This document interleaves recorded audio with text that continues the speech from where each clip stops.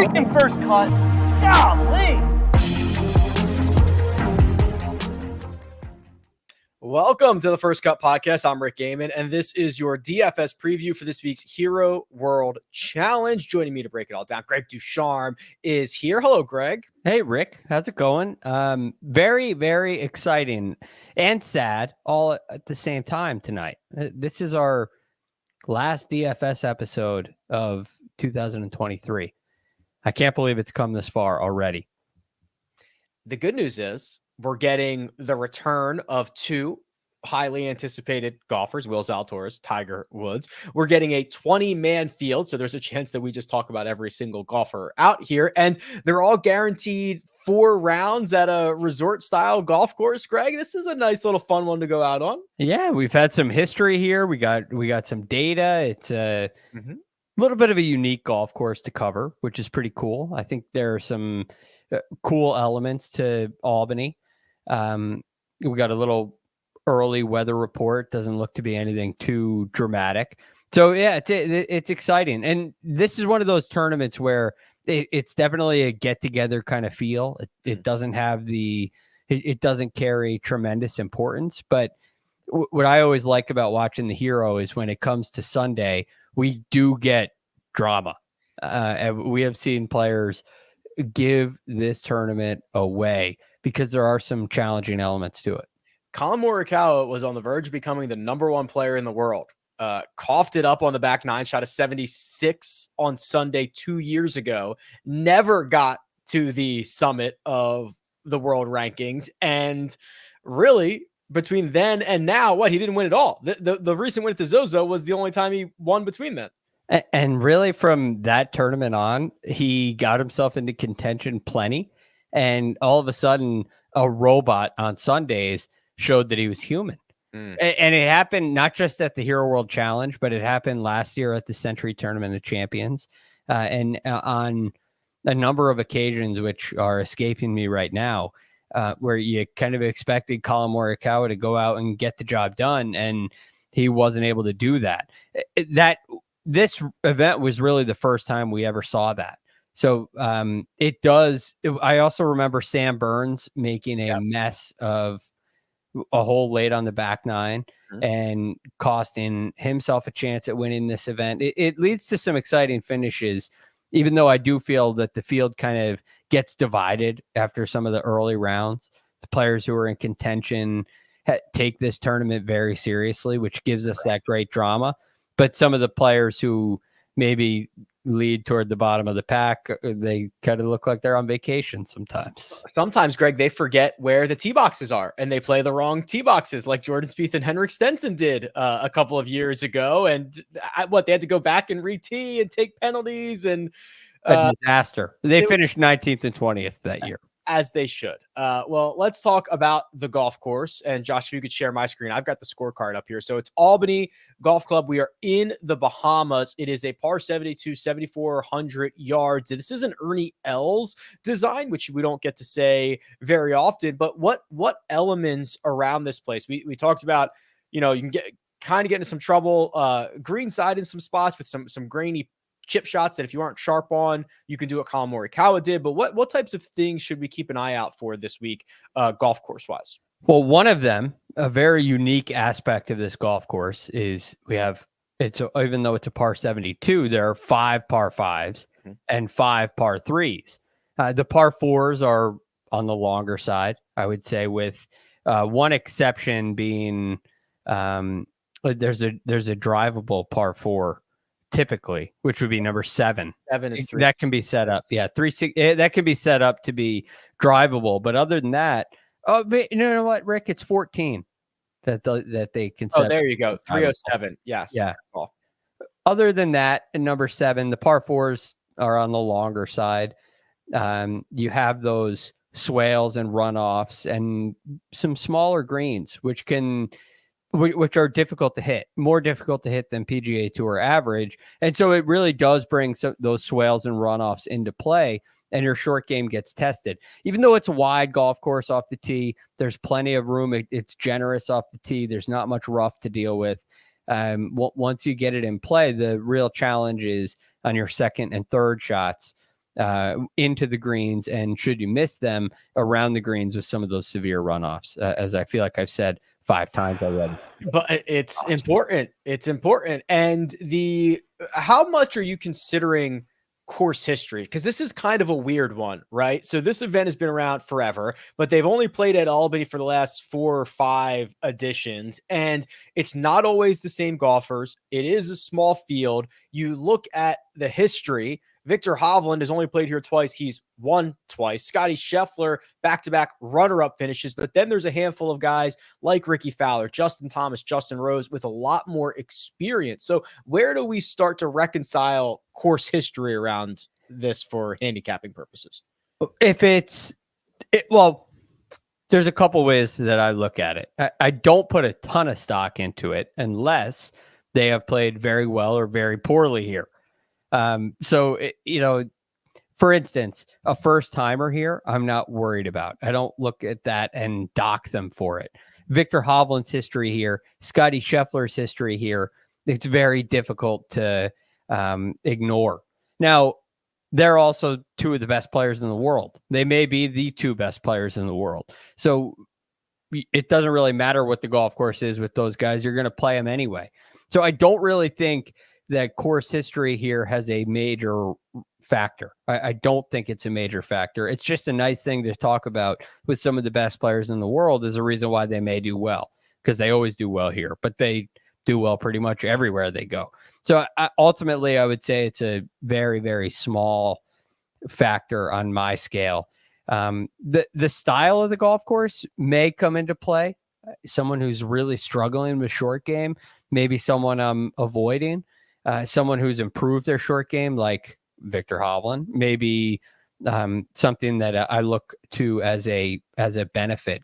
In years past, it hasn't worked out too well. I may have shied away from Viktor Hovland here because there are so many tight lies when you miss the greens, and because they're steep, the swales are steep, they're very challenging to putt up.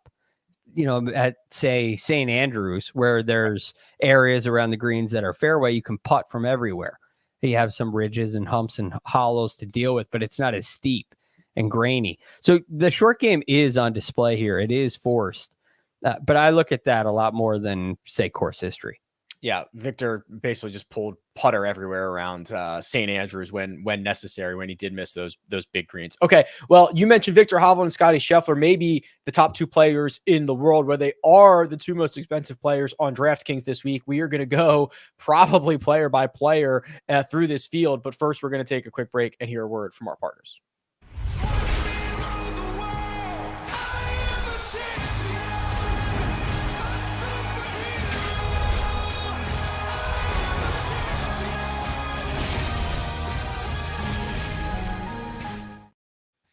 And we're back. Here's the cheat sheet on my website, rickrungood.com. Viktor Hovland, 10,800. Scotty Scheffler, 10,700. Max Homa, 10,100. And Colin Morikawa, $10,000. Even Greg. Those are the 4 most expensive golfers. They're the ones that are going to put the biggest dent in your salary cap. We already talked about Viktor going back-to-back with wins and Scotty going back-to-back with runner-up finishes. But Homa, coming off of a victory on the European Tour, Morikawa coming off a victory at the Zozo Championship. There's a lot to like here at the top of the board. Yeah, it's a very attractive range, and I wouldn't fault you for playing anybody. Viktor Hovland, who is the most expensive, I think it's a good place to start. His improvement in the short game area makes him one of, if not the most improved player on the PGA Tour this year. And unfortunately for him, the thing holding him back from that note of most improved is just he was so good to begin with. He didn't have a lot of room to improve, but he may be the best player in the world right now. And the addition of the confidence around the greens for him is significant. And he's won the last 2 events here. So that is significant. He knows how to get around this golf course, even though course history isn't something that we look at. So yeah, Hovland is absolutely an option. And because his play has been so good, he may be the least interesting guy to talk about in this, at least in this 10K range. Yeah, he is now in terms of the last 36 rounds, the best player in this field. He's gaining over 2 strokes per round, which is just a hair better than what Scotty Scheffler has been up to. But those two are really putting a gap between themselves and the rest of the field. So let's talk Scotty. It's seemingly a lock that he'll be in the mix. Will he win? I don't know. He hasn't won since the Players' Championship. The putting stats continue to be troublesome. The last time we saw him was at the Ryder Cup. I look at it 2 ways. Can you afford to pay this much for a guy who might not win, or can you afford to not pay for a guy who's almost a lock to be inside the top 3? Yeah. Can you afford to pay this much for a guy that might not win? Everybody that you play might not win. You know, so that makes some really challenging. And look, I'm sure the ownership on Scotty Scheffler is going to be pretty well balanced in this 10K range. So you're probably not gaining an edge there. But there's one thing about Scotty Scheffler, when you look at that putting column, that is so profoundly red, and it's so clearly the weakness for him. He just before the Ryder Cup started working with Phil Kenyon, a new coach, and started employing some new putting strategies that I think are kind of exactly what he needed to do. I did see some improvement on the greens at the Ryder Cup. The Ryder Cup's different because you're looking at the performance. Did he win or lose the match? And looking at just the record is very difficult to pull their form out of that. It's such an emotional event as well. And when you're adding something new, such as a new putting stroke, a new method, a new coach, a new ideology on the greens, it's hard to say definitively that it works or it didn't. But I would lean towards it works. And we don't need to see a really big improvement from Scotty Scheffler on the greens to see him holding trophies more. So I'm very willing to take a chance on that, considering if it goes well, it leads to a win. If it doesn't go well, it probably leads to a second or a tied second. Yeah. You know, 4.5 strokes he lost putting at the Charles Schwab, finished third. 8.5 he lost the Memorial, finished third. So even if it goes horribly, horribly wrong, he still might be in the mix. Yeah, he could win. So it's really hard for me in that to stay away from Scotty. The reason you would stay away from Scotty is that you want to go with Victor, or perhaps that you want to go with Homa or Morikawa, who are both, I think, pretty good options as well. Yeah, I think there'll be a lot of paying up for Victor.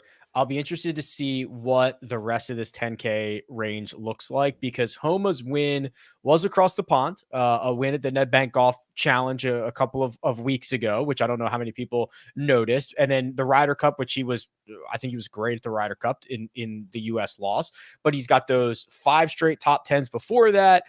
His history around here is just 1 year. It was last year. He finished 17th. Do not care at all. I think Max Homa is super, super live to win this thing. I think so too. And he's won some Tiger Woods events before, at least one, only one, but contended there, and it means a lot to him. So if you're questioning motivation for players in this field, which is fair to do, it's not fair to question the motivation of Max Homa. It would mean a lot to him.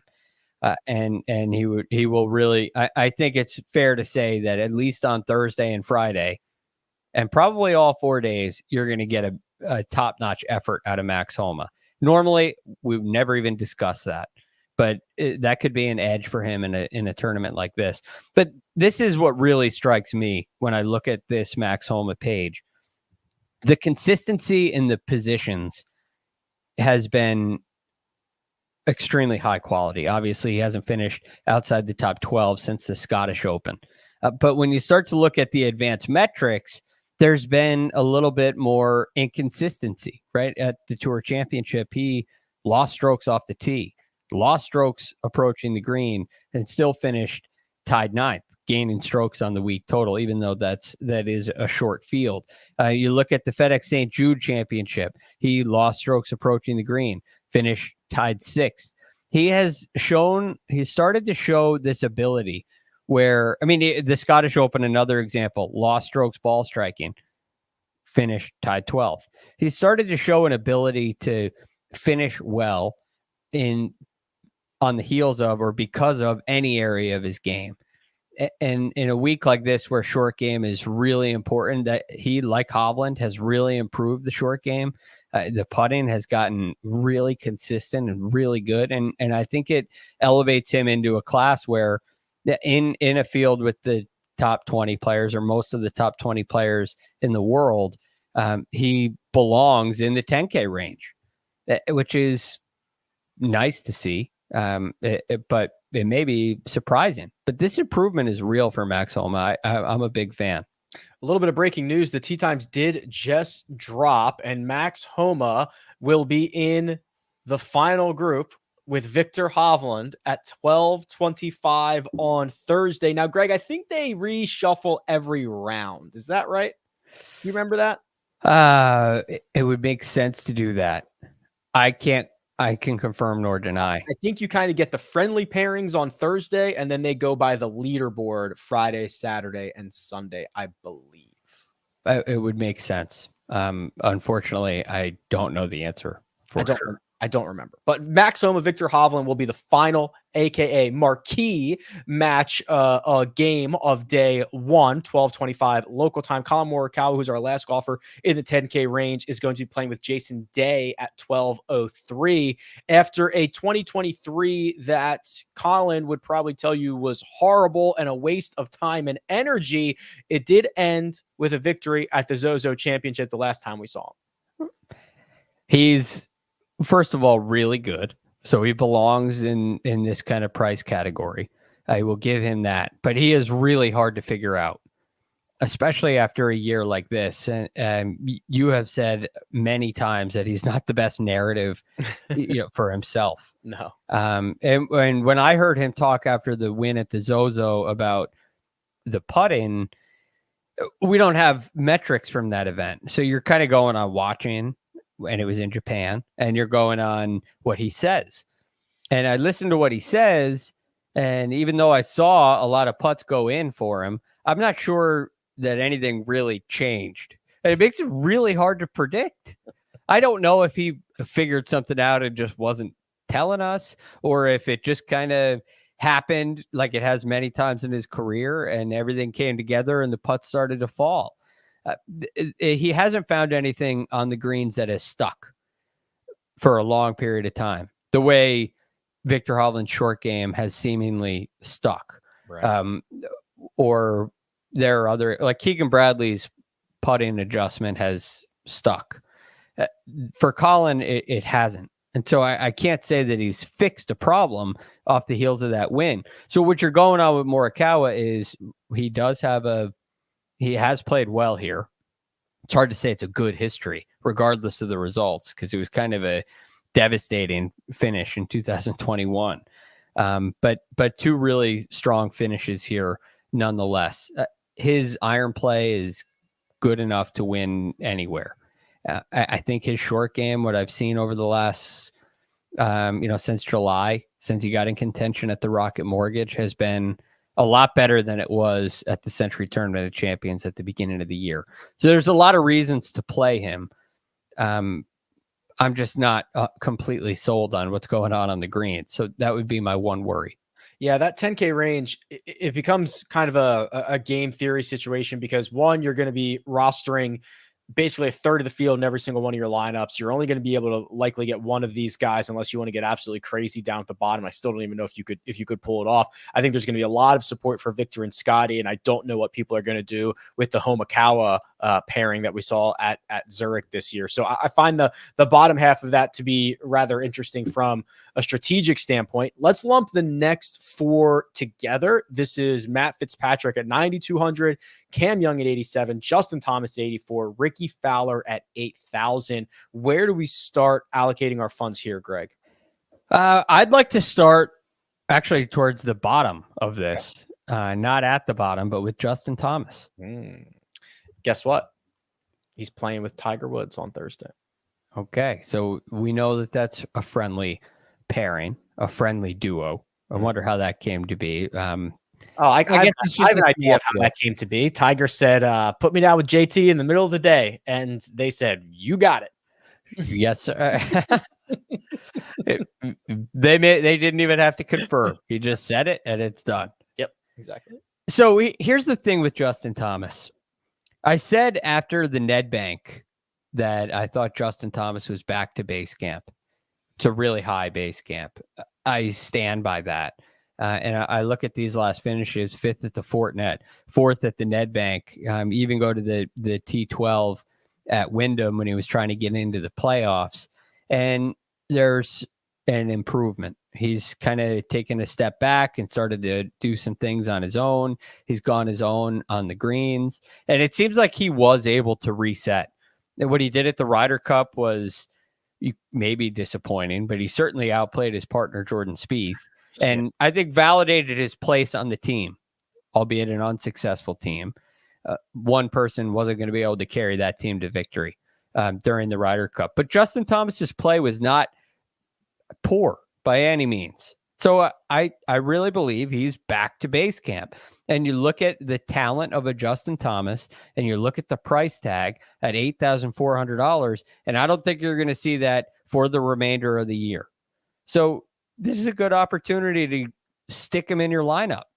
It makes a whole lot more sense to me than even a Matt Fitzpatrick, who's just 2 players more expensive, but a significant dollar amount more expensive.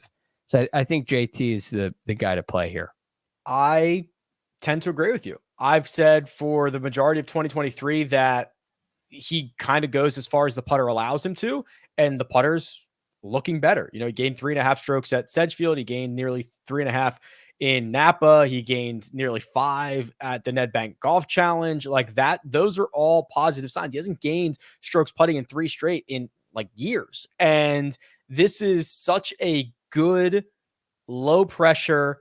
No one's going to say boo if he finishes 18th. This is like a free crack at going out and winning a golf tournament in which he's gone 5th his last 3 years. I think this is a really good spot for Justin Thomas. Look, Justin Thomas missed the playoffs and got selected onto the Ryder Cup team against over players who had just recently won. And it just speaks to, if nothing else, if we just leave the decision aside, the emotion of the decision aside, just say, okay, this is because of his talent. We know that talent is there. I'm seeing signs that it's at least the abyss is gone. And Justin Thomas is the kind of guy that can tend any week. And I wouldn't expect anything different here. I'm hesitant on Ricky. I'm hesitant on Cameron Young, and I'm slightly indifferent to maybe a little bit positive on Matt Fitzpatrick. Do you have any hot feelings in one way or another? Fitzpatrick, I would say I'm slightly to the positive, but I don't like the price. You know, he's the only guy in the 9K range. A lot cheaper than Colin Morikawa, $500 more expensive than Cam Young, and $800 more expensive than Justin Thomas. It doesn't seem like a great spot. I'd be willing to play him if my game theory and the look at the projected ownership said, hey, nobody's playing Matt Fitzpatrick. Which might be happen, willing to take a chance. It might. You're right. He's awkwardly priced. His history is also awkward. He's played here twice, 12th and 13th. That's nothing great, nothing horrible. And I think that we're going to get down here in a second. There's going to be a lot of guys we want to play below this. I think there's a real chance that Matt Fitzpatrick just gets completely boxed out. In his last event, the DP World Tour Championship, he had a terrible time on the greens. Lost 6 strokes putting. He's one of the more reliable putters on the PGA Tour as a whole. So I can rule that out. The iron play seems to be a little spotty, a little hit or miss. But I think in total, it's really good. He's a great driver of the golf ball. Really a great, once he kind of got over his injury, things started to come back off the tee with him. I'm willing to play. I'm not starting a lineup with him, if that makes sense. It does. we'll continue this conversation. We've got to get to the value in the sevens. We got to talk about the big cat, Will Zalatoris, back in this field. But first, we're going to take a quick break and hear a word from our partners. Time is ticking in the group stage, with first place finishes up for grabs and spots in the knockout stage on the line. Every second is crucial. The UEFA Champions League on CBS Sports Network and streaming live on Paramount+. And we're back. This is where things start to get really interesting here. Let's start with the $4,000 and the $7,000 range, Greg. Tony Finau, Jordan Spieth, Wyndham Clark, Sam Burns. I can make a lot of cases for these guys. I can make a lot of cases against these guys. Where do you want to start here? The player I feel most confident about in this range is Wyndham Clark. Okay. Again, there are a lot of questions. Questions with Wyndham Clark, questions with Jordan Spieth, obviously, Tony Finau, and Sam Burns. There's questions with all of them. I feel the most confident, and I feel like it's a really good fit for Wyndham Clark. One, I love his short game. What he does tee to green, what he did this year with his irons, probably puts him ahead of Victor Hovland in the most improved player of the year category, because it was absolutely incredible. And if you take out the Andalusia Masters, which he just played and lost strokes approaching the green, this was a phenomenal year for him with his iron play. And it was a huge improvement. And you combine that with what he did with his short game and putting, and you have a major champion. I think a player who's elevated his game to completely new heights. I love the price here for Wyndham Clark. And I think you see this talent, this ability really shine through this week. It should be a great fit for him. Yeah. So actually, when I ran kind of like the course fit model and all that stuff, Wyndham Clark graded out the best. It's, he's long off the tee. He's a great second shot player. He's a very competent, if not very good around the green. He's got a lot of upside. So the course fit model did love Wyndham Clark this week. And if you look at, the last 36 rounds, Wyndham Clark's the best player of those four that we mentioned, nearly a stroke per round. It's twice as good as Jordan Spieth. Tony Finau's in the negative during that stretch. So there is a lot to like about Wyndham Clark. Speaking of Finau, I find him to be the most interesting. It was not a great 2023 after Mexico, which was early in the year. It was in April. And he stopped putting well. He wasn't driving it so strong, but we have not seen Tony Finau in 3 months. And I could argue that is good, right? Like, just go figure this out, because this is not you. This is not your 100 round baseline. This is not what we would expect in any sense. And to get 3 months to go figure it out, I think is actually a good thing. I don't necessarily disagree. It's a long time off. Yeah. It's a really long time off. But, a couple things. So one, before the win in Mexico, he was number one on the PGA Tour approaching the green. That really plateaued, kind of fell to the wayside. You mentioned the driver. When you hit it as far as he does, or can hit it as far as he does, and you're losing strokes off the tee, it's a little concerning. There's something maybe going on with the golf swing. I do think the iron play has come back a little bit, and it seemed, it's so long ago. What is it now? We don't really know.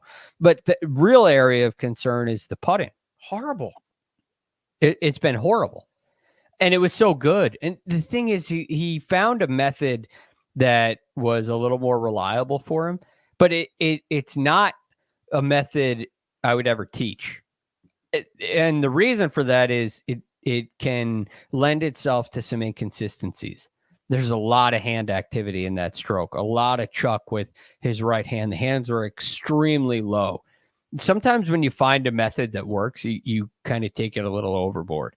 Things get a little crazy and you lose sight of some of the fundamentals. So I'm really anxious to see what kind of style Tony Finau brings to the putting green, because that has to get better for him to be playable in this case. But again, it's been 3 months. So if you play Tony Finau, you're going on talent alone. Right. And I think he has enough of it. That he's just someone that I just reset back to their 100 round form.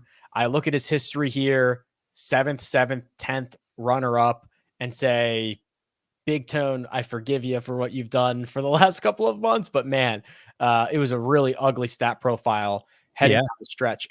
Tony Finau and Wyndham Clark playing together in the third group out. Let's talk Jordan Spieth. I think I've said this last year, and I will just say it again. If Jordan Spieth finished dead last here, I would not be surprised. If Jordan Spieth won this event, I would not be surprised. No clue what we're getting out of him this week. No clue. Last time we saw him was the Ryder Cup. He was not very good at the Ryder Cup. You might say horrible at the Ryder Cup. And had a chance to really validate Justin Thomas's position on the team. And did not do that. You had to watch those matches to understand what JT did and what Jordan Spieth did not do. It was a total snooze fest for him. I have no clue what he's been doing in the offseason. I'm not sure there was a significant area that he had to work on. It seemed like this year Jordan Spieth got himself back to a level where every area of his game was adequate. It started to fall off around the playoffs. And somewhat dramatically. So, man, I don't know what to do with Jordan Spieth. With this kind of thing, I'd much rather take a chance on Tony Finau than I would on Jordan Spieth, as much as it pains me to say, because I'm such a big fan. I don't see how you play Jordan right now. At least Tony, you kind of had one thing that was going horribly wrong. Jordan's just all over the place. Sometimes the driver loses him 2 strokes. Sometimes his second shot loses him 4. Sometimes he loses 2.5 with the putter. I mean, I have no confidence, good, bad, or indifferent, what I'm going to get from him. And Jordan tends to be the kind of player that will improve in time. Like, you can see the work starting to pay off, and then he shows up. You could see the development. You could see the snowball starting to go in the right direction. And we obviously haven't seen that because of what he's chosen to do with his schedule. Yeah, no, it's a good point. He usually does start to trend before he pops off and does something fun. He'll be playing in the penultimate group with Will Zalatoris, who is in that 6K range. And this is the biggest range. Justin Rose, Keegan Bradley, Sepp Straka, Will Zalatoris, Jason Day, Brian Harman, Lucas Glover, and Tiger Woods are in this 6K range. We're obviously going to talk about Tiger. We're obviously going to talk about Will Zalatoris. So let's remove them from the conversation for a second, Greg. Who else in this range has caught your attention? I'll go to my top play again, and that would be Keegan Bradley. He did play this fall at the Zozo Championship, came in tied 19th. And put together, if I remember correctly, 2 really good rounds and 2 poor rounds over in Japan. But I love what Keegan's done with his game this year. I think he comes into this season really motivated. This is an opportunity to play with the guys that, didn't vouch for him to be on the team. The guys he's not in the club with. He gets to go and kind of prove them wrong. And it may not mean anything in the FedEx Cup or the PGA Tour season. You're not getting any Ryder Cup points for it or President's Cup points for it. But I still think Keegan Bradley comes in extremely motivated. And his game has been well-rounded enough. He has solved the problem on the greens. I think his iron play will have a chance to kind of shine for him this week and allow that putting to do what it did this past year. I think it is fair to question motivation at this event to an extent. No question about Keegan Bradley, because Keegan Bradley takes everything too seriously, and he will be taking this too seriously. I guarantee it. Absolutely. I'm a little partial to I think, okay, I mean, Brian Harman is $6,400, and I think that that's just too cheap for a guy who's gaining over a stroke per round in his last 36. Glover as well, but I think that Glover's putting stats are a little fool's goldy, and I think that he made the most out of 4 really good weeks, made a career, and now I'm not as super confident in those metrics. And then Justin, go ahead. I'll say one thing before you get to Rosie. Please. On Glover. I don't know if there's ever been a better mid-price player. Oh, I mean, the guy, first off, he went back to back, Wyndham, FedEx.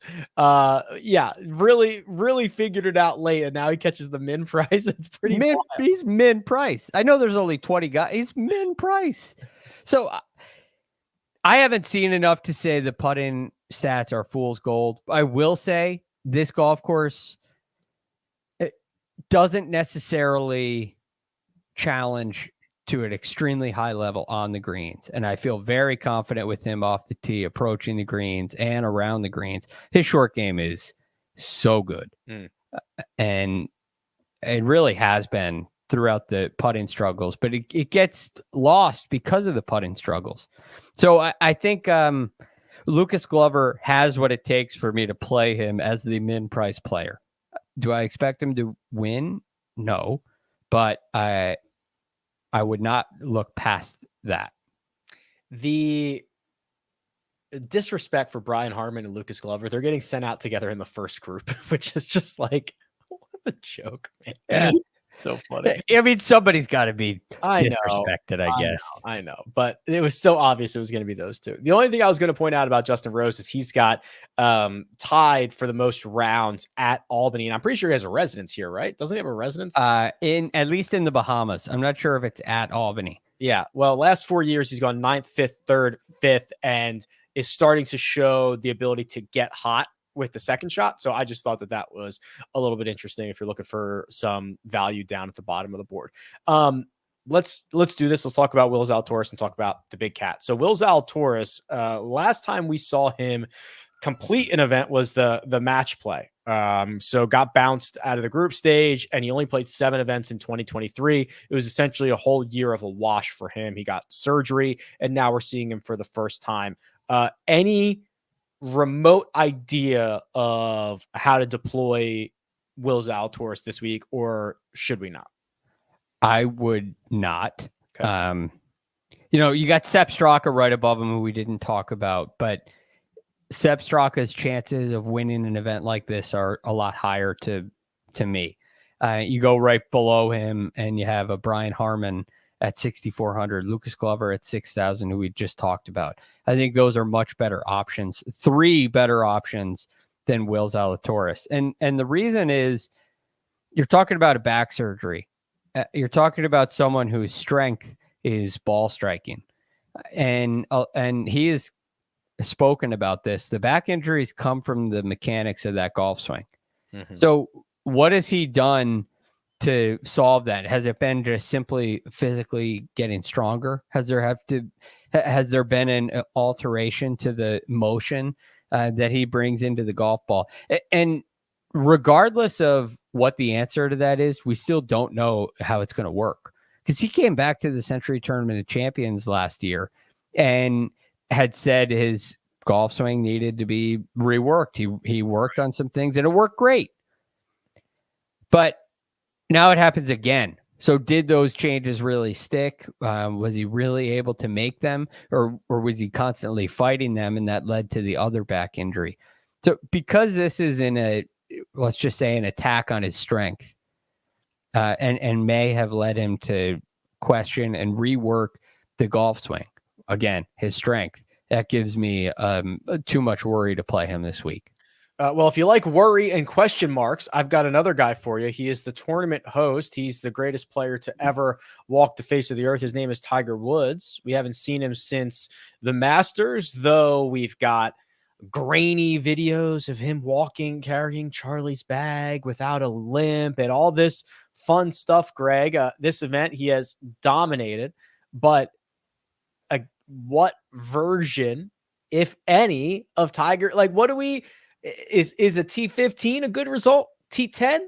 What is the expectation going up against essentially 19, or rule out Will Zalatoris, 18 of the best, hottest players in the world?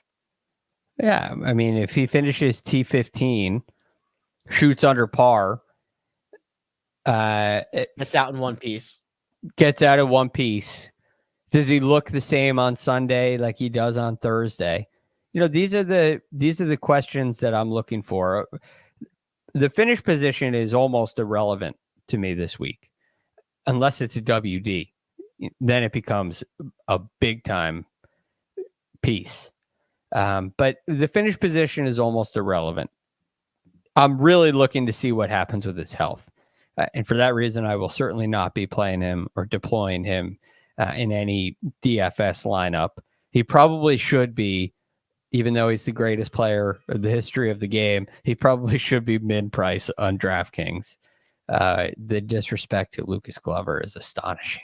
But I get it, because Tiger's won 82 times on tour. Well, Tiger's $100 more expensive than the minimum, which is just a nod to history. It is not. Yes. That's like, well, we can't make Tiger $6,000. We can't make him in the mid. That's all that is. Right. So that gives me a little chuckle. But yeah, he's not worth playing to me. But I think you mentioned earlier Victor Hovland and oh geez, who's Victor Hovland playing with? He's playing with Homa in the last group. Yeah, Hovland and Homa in the last group. That's not the marquee group this week. The marquee group is Tiger Woods and whoever he plays with. It'll be Justin Thomas on Thursday. I look at this profile and I understand this is through a lot of injury. It is over the course of multiple years. When he has played on the PGA Tour, Tiger has consistently lost with the putter. He has consistently lost around the greens. He has shown some glimpses of very good second shot play, but usually only for a round at a time, and he's usually a loser there, and he has not driven it as well. The game is as deep, as talented as it's ever been.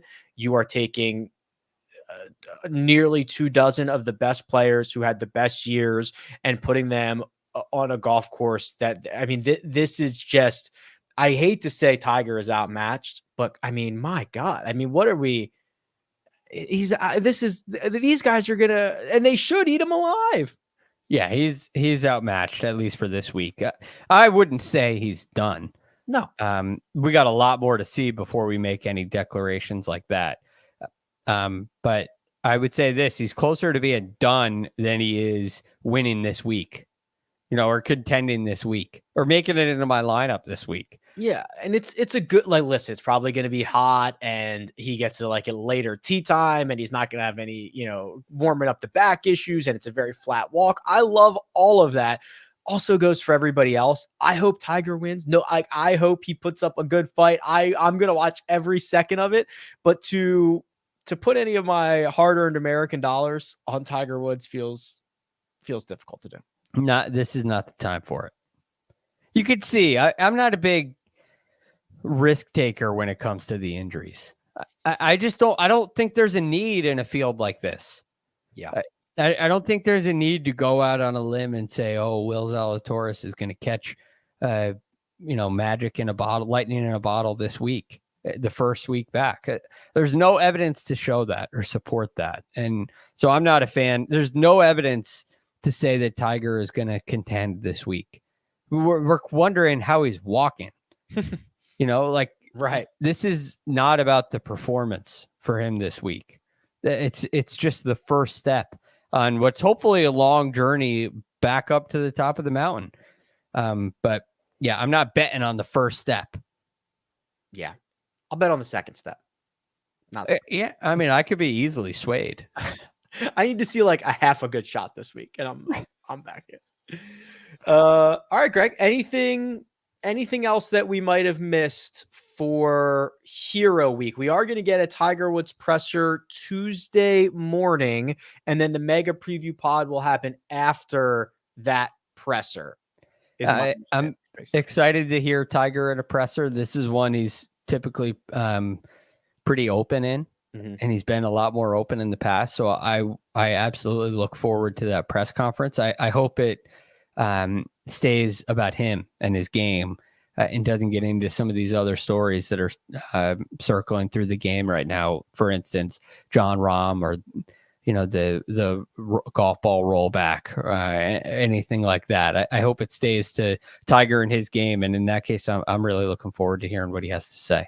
He will be asked about all of that. I know.